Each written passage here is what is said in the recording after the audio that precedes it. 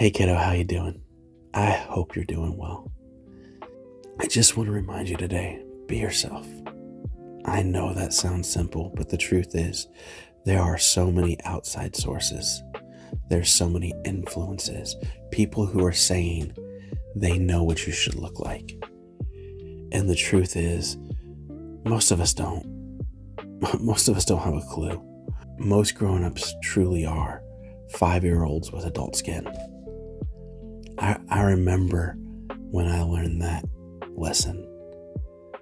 I was probably 30 at the time, and I was in a business discussion with somebody in their 40s.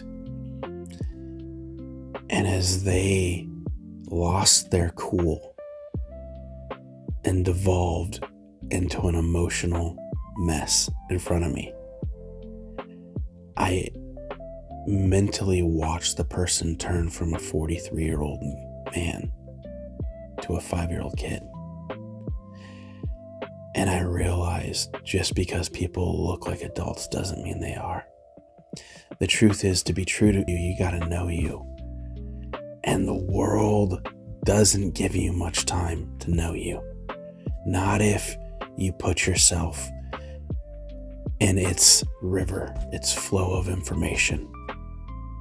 There's always stuff bombarding us, screaming for our attention, offering the benefit of perception of insight. Oftentimes, it's just distraction. The truth is, in order to know yourself, you have to spend time with you. You have to ask tough questions. You have to sit with uncomfortable emotions. And what nobody ever told me was, you gotta sit and face the things you're afraid of. When I say face the things you're afraid of, there's so many times that I've had feelings of inadequacy. There's been so many times where I was afraid I wouldn't be enough, or the thing that I was facing was going to go ahead and derail the direction I was heading. And I would do something wrong that would screw up the circumstances for you and your mom. And I felt pressure and weight and worry and concern. And I didn't know how to process that. And I remember sitting alone so many of these times, facing these things. Sometimes there were moral conflicts, and other times they were emotional immaturity. But I remember sitting in these things, and what nobody ever told me was, in order to figure out who you are, you have to be willing to let go of who you think you are. And you have to, in my opinion, in my experience, it's only through inviting God in to those sensitive areas and asking, how? Because the truth is, to become who you truly are, you have to die to who you're not. But sometimes we've bought the lie of who we think we are for a long time. I thought I was shy. I thought I was socially awkward. I thought I was weak. I genuinely thought all those things for periods of my life. You probably haven't seen much of that in me, kid, because you've seen the matured version, the person who sat in those conversations, the one who faced the shadows, the uncertainty, and died to who I thought I was. And in the process, I became something different. I became a better version of myself. The truth is, there's a place where emotional fear raises its head so large that it screams, submit, bow, hide, and run back to what you know. But in sitting in those places and allowing God to give you a greater insight. The truth is, most people never find an answer because they never go in search of one. I've said it for years. I got a key here. If you think you have the key, you won't go searching for it. But if this key doesn't open the door I'm trying to walk through, the key doesn't mean a thing. Truth is, this is not my car keys. I can't start my car with it. I have to find a different key to make that engine turn. And that's the way it is in life. But through my willingness to realize that might have opened the last door, but if I'm going to walk through the next one, I'm going to need to learn something new. I'm going to need a new understanding. And that means I'm going to have to face the thing that I'm afraid of, the thing that makes me tremble. In doing those things, the person I became, while not perfect, is so much happier. And that matters to me. There's a lot of years, kid.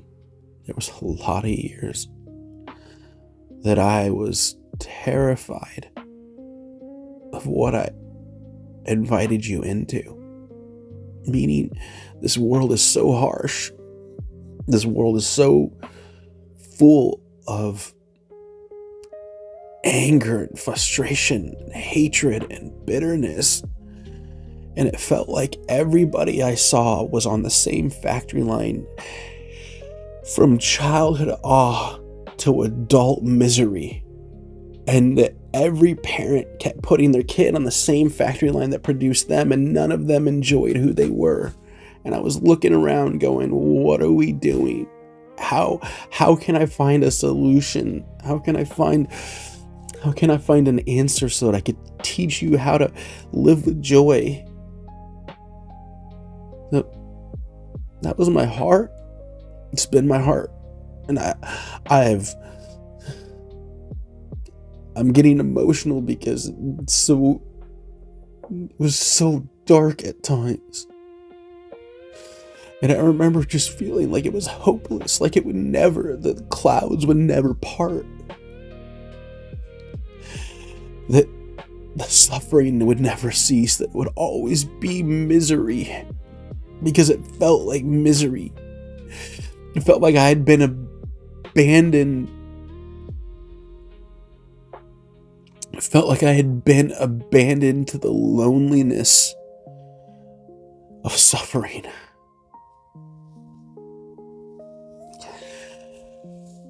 But all that to say, I went through all of that. And I remember fighting and looking at you, and looking at your sisters and your brother, and thinking, I got to find a way. I can't leave them to this place that produces such ugly results without hope.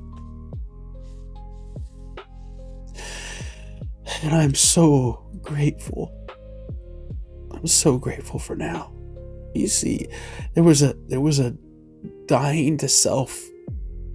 There was a letting go of what I thought I wanted.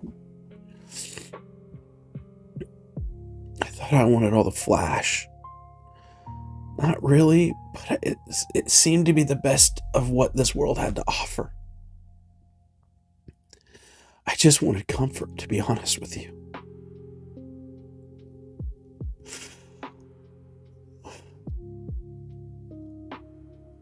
I just want comfort. It was so early on that I had started fighting and taking care of myself that I didn't. Being comforted has always been something that's been a challenge for me. And so I wanted to be able to give you what I never had.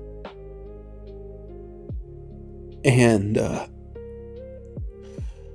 why I'm so grateful is I realized there was times where I was trying to find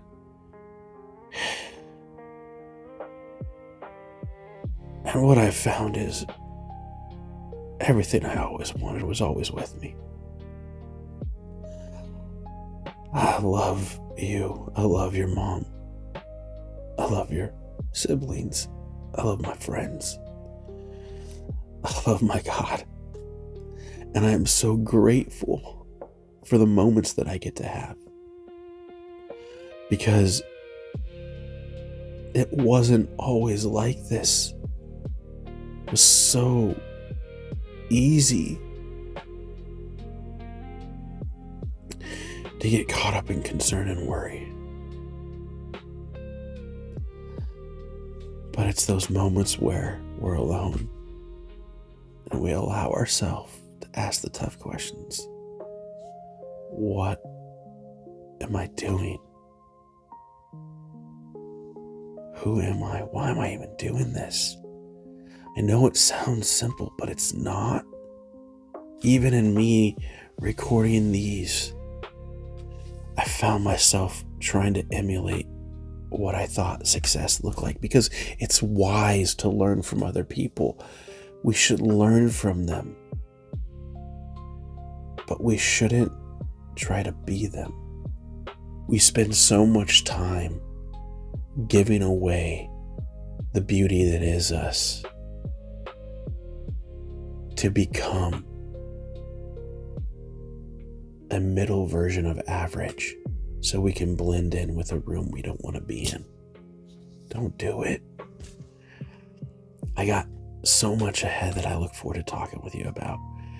The good news is I'm so joyful and I'm so grateful, and I do have peace and I do have comfort, and there is hope. But we'll talk about that in the future. Right now, I just want to remind you to be yourself. And you do that by asking questions. Get alone with yourself. Get alone with God. And be willing to step into the places that make you feel like you want to run. Underneath all that, there's truth. And that truth is so valuable. And it'll make you a different person. And the person you find yourself being, the person you always were that you forgot, that person's worth being. I hope you're doing well. Till the next time we get to talk. God bless.